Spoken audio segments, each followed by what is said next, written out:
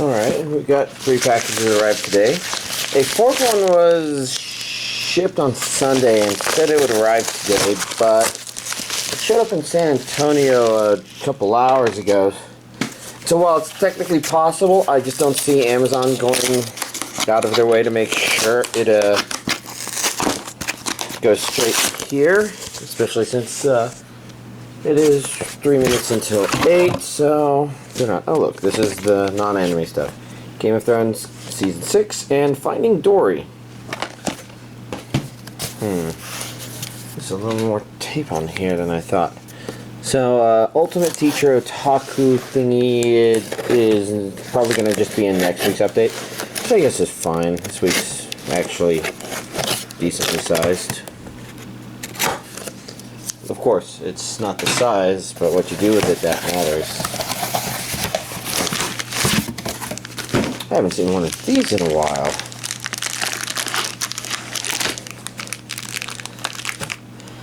And it is not coming off, so it's, jeez. Just be careful about this and not lose any anime packaging. I think that should do it.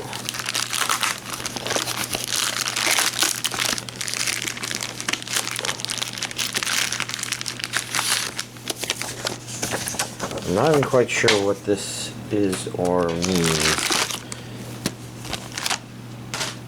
And then we had that arrive. So, since that one's weak, let's begin with Sailor Moon S Part 1. It says Season 3. This is a Part 1. Alright. Sailor Moon continues to come out, and this one may be notable because they might have redubbed this, because I thought they were maybe redubbing the whole series, which would be good, because then it means Sailor Stars will definitely be dubbed. But the old Genion stuff was... Oh, I don't need to take that off. The old Genion stuff was dubbed. Here's the cousins. They are, of course, not cousins in the original, and yeah, that's right. This isn't as... Oh well. I'm kind of babbling a bit. It's pretty set, pretty box. It feels nice and solid.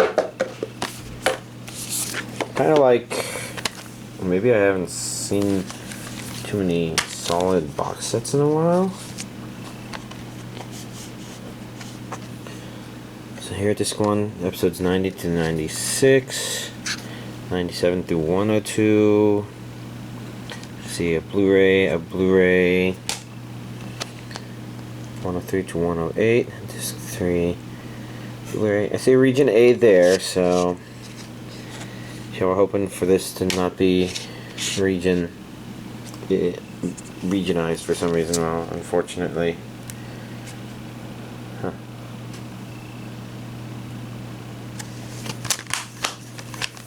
Let's see, I'm having trouble seeing this myself, so 6 discs, 19 episodes, English stereo and Japanese audio, English subtitles. I'm not seeing anything that necessarily says that this has a new dub, so maybe that's something I should explore.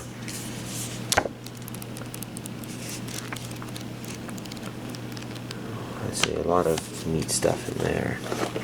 Good pictures, good information. This is empty. Placeholder, of course, for Part 2, whenever that comes out. Next up is obviously Chaos Dragon. Okay, that's not something else. Let's see. Region A, English dub. The price of power, the price of sacrifice. I'm not sure what to make of that.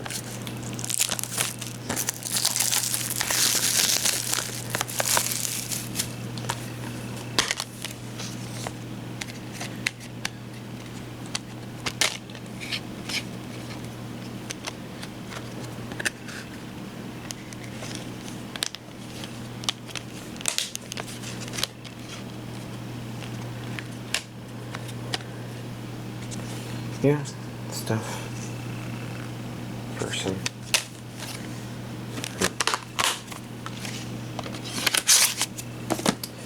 Castletown Dandelion. This one's also Region A. This one looks dubbed as well, English. They've got the powers to rule. Although this one looks less, maybe action-y, maybe more comedic. Right now it doesn't ring a bell looking at it.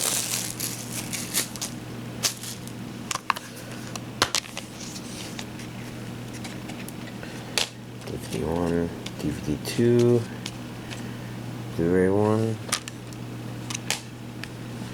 Yeah, it's different artwork. It's just burned in. It looks almost kind of like a face.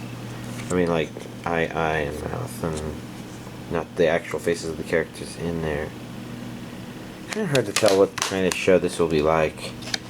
Could be good, could be bad. Well, I guess that's true for a lot of shows. Haru Machine Gun. Aho would be a idiot. Or the sound that crows make. Or something like that. How annoying. I'm gonna go grab this, which I've obviously already done. Just tear this plastic up a bit.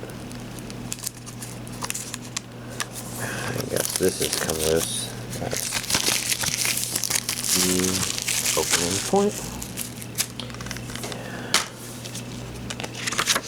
We've got 2 discs.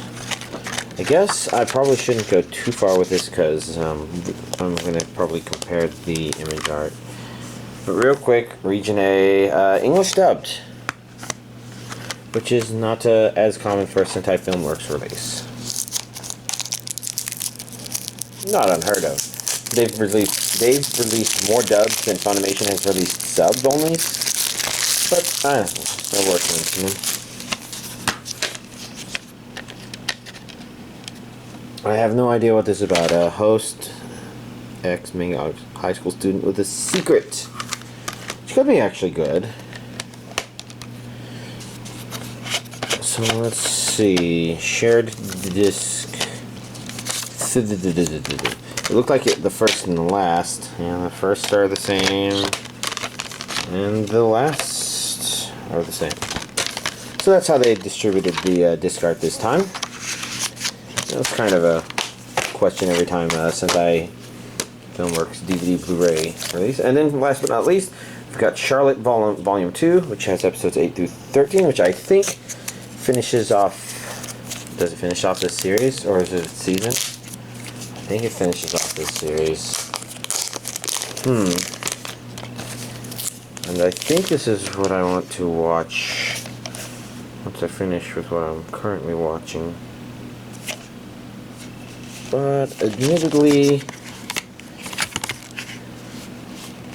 there's so much stuff. There's stuff that I haven't even finished that I'm in the middle of watching. Not to mention the stuff that, yeah, it's all complicated. Well, that's the box itself. Obviously, not the most important part. We've got 2 discs, which is about expected. Not seeing anything saying the episode listing on them. I see some past information in the back. We got postcards, proof of purchase, questionnaire. You know, you're pretty stereotypical anime. Oh, and I do get to toss this because this is a good container. Alright, well, that's this week's anime DVD collection update. So I guess I'm trying to remember what I was in the middle of watching last week. I was going to change gears or something, or I just finished watching something. All I know is I decided Overlord was worth checking out. I mean, the box art was just gorgeous. I mean, this is all...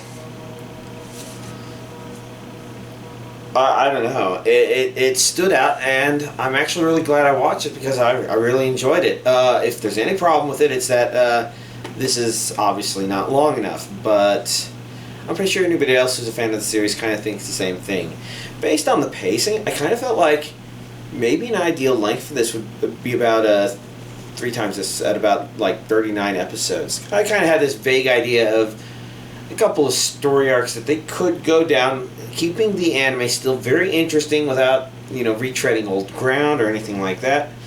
But, we only have what we have, and, it was great. A little slow, but not bad. Like, a good example, I guess, to my friends who I've begun introducing it to, I've kind of told them to give it 3 episodes. That's a pretty common thing, the give 3 episodes thing. But the reason is because you don't really get a good feel for what kind of a show it wants to be until about 3 episodes in. But prior to that, it's actually pretty good. And that's actually kind of surprising to say, given that, some of the not as exciting stuff doesn't happen in those first 2 episodes. What I mean is, if the anime was only the content introduced in those first few episodes, it would be an okay series. It demonstrated some strengths to it while also setting up some potential pitfalls where if the series had continued in certain ways, it just would have been bleh. Now, I'm sure some people watched it and already thought it was blah, but I think a really good example, I'm having trouble remembering most names, so her, what's the best way to describe her as? Because the problem is, it's just a problem describing her. Her as a character, she could have been easily very annoying because they made her obsessed with the main character, and it's not unusual for strange and interesting developments to actually be shut down because of a character's obsessiveness, but this show managed to keep it very interesting. I think a part of it is the focus wasn't her specifically. She was just a really good support character. Like, I'm trying to think if anybody... I call her support. I'm wondering if that's the right word, because our main character is the main character, and who would not be a support character? And it can be kind of hard to tell because she's probably one of the characters he interacts with the most, maybe? I'm trying to think, because they do a good job of keeping things mixed up, and basically, instead of being an annoying character, she's just fun. She has this really creepy, disturbing smile. A couple of characters actually do, but they do a real good job of letting you know that this character isn't going to be overshadowing the parts of the show that they've introduced that you do like, assuming you do watch it and like it. And I don't know, it seems real smart. A lot of the secondary characters, even if they're just like brief villagers or something like that, if there's some interaction that goes on, they tend to be kind of interesting and curious. They're well designed, the dialogue is good, and I'm kind of assuming that the dialogue isn't something that's dub heavy, because obviously I watch the dub, because if there's a dub, I tend to watch that unless I already have a preference of some sort caused by something. Usually I watched it subtitled first, or I didn't like the dub or heard that the dub was bad and wanted to watch it sub. Any of a number of things, but the dialogue is interesting. It kind of catches you. It's like they're saying things that are just a variant enough on cliche to kind of catch your attention. For example, our main... do I want to say that or not?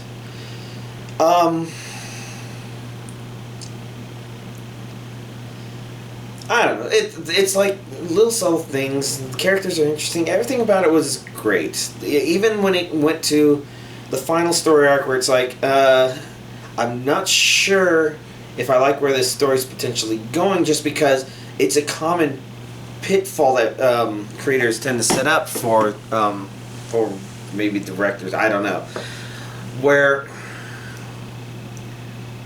part of the problem with the show is they've essentially created a kind of Superman-like character, and when you look at other anime where it's like there's an invincible main character, you can kind of see where it's really easy to struggle because then you need conflict. But like one of the things that this show has going for it that's that allows it to not disrupt that awesomeness train while still keeping you interested is because we're not privy to a lot of information about the world just like the characters are. So there's a lot of unknowns and learnings and explorings, new characters, new situations that come up. And I'm trying to think, like if you're comparing to Superman like I was kind of doing, you know, what do you do? One of the problems is a lot of the scenarios are things people are already familiar with, especially with that character. Now, it can still be fun to have Superman like saving somebody from a burning building or a falling building or something like that. And other people seeing him for the first time is like, who's that? What's that? And they don't play on those strengths a whole lot with a lot of Superman stuff now, I think. But at the same time, you know, you could also have him in another situation, and you kind of have to have this looming possibility that there could be something out there that can stop Superman's reign of Boy Scouting. Now, Superman being a Boy Scout is kind of one of those things that makes it hard because you know he's always going to, you know what he's going to do because he's always going to be trying his hardest, and you know you kind of have to come up with clever situations. But even then, there's a question of why doesn't Superman just move super fast and do this and that? It's like, oh, he sent Lex Luthor sent 2 rockets in 2 separate directions to create something or there. Well, Superman's faster than a speeding bullet. He'll just catch up to both rockets and bring them back. You know, there's a how it should have ended. That kind of is an example of that, and that's maybe a problem with Superman. And I guess in this case they've kind of got a character defined. But like I said, I think there's kind of conflict in present, partially because they are approaching it from a not really good per se perspective, which makes the character very anti-hero, and some of the actions of himself or his companions, they basically want to be evil, but I'm not sure that the show's necessarily saying that's necessarily wrong, especially since the way our main character's approaching stuff, sometimes it's very brutal, and that was one of those interesting things watching it, where there were some very violent things that happened, and they felt very brutal, and at the same time, they didn't really feel edgy, like violence for the sake of violence. It's like it came together. It was great. I loved it. I just wish there was more of it, and I think there's a movie being made or something that's maybe the sequel of the material on here, and I guess I don't think there was anything in the extras, but I can't remember if I actually checked really deeply in there or not. Well, anyways, great show.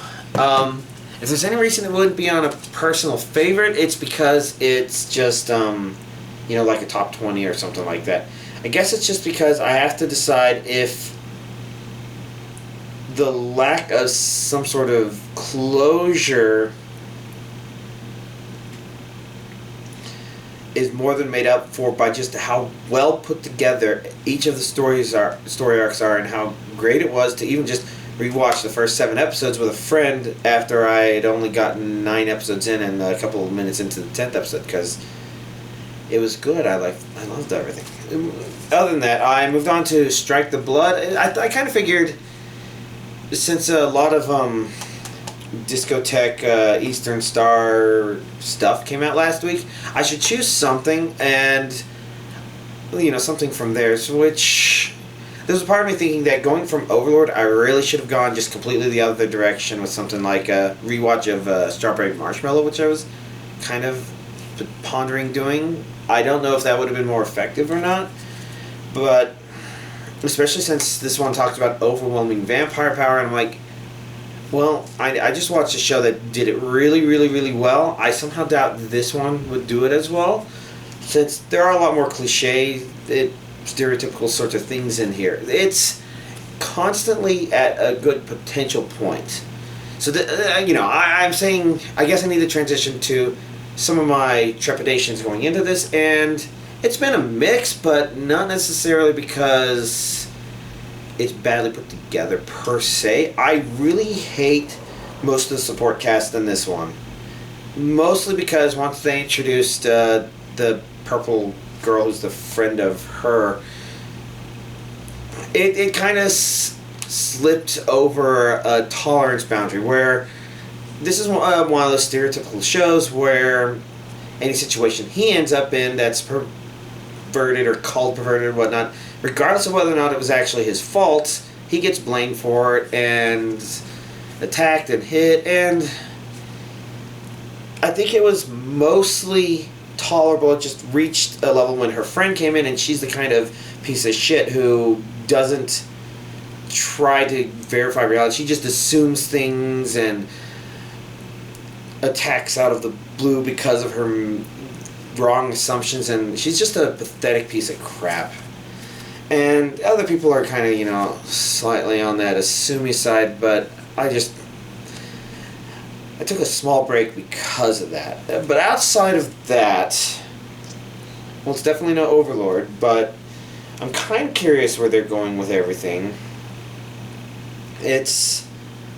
I think I mentioned cliche stereotypical, but I guess this is kind of the cliche stereotypical good show, I guess, where even if I've seen a lot of these elements kind of played with before, there's a couple small things here and there that I still want to see how the show wants to play them out. It kind of doesn't want to, and it kind of makes me question the overwhelming vampire power concept that the show itself has been suggesting could be present, but I kind of feel like we haven't really seen much in that regard. Like, I'm not sure if I can believe it per se. So, it's a mix, and some of that is my own personal tolerances were exceeded. Others were, Overlord is a tough act to follow, and I'm going to be able to keep at this. This isn't the irritating and barely lacking anything to keep my attention like a good librarian like a good shepherd, or a good shepherd like a good librarian, whichever of those two it is. So this is definitely, I can continue watching this without any problem. It's just, I think most of the characters are dumb or something.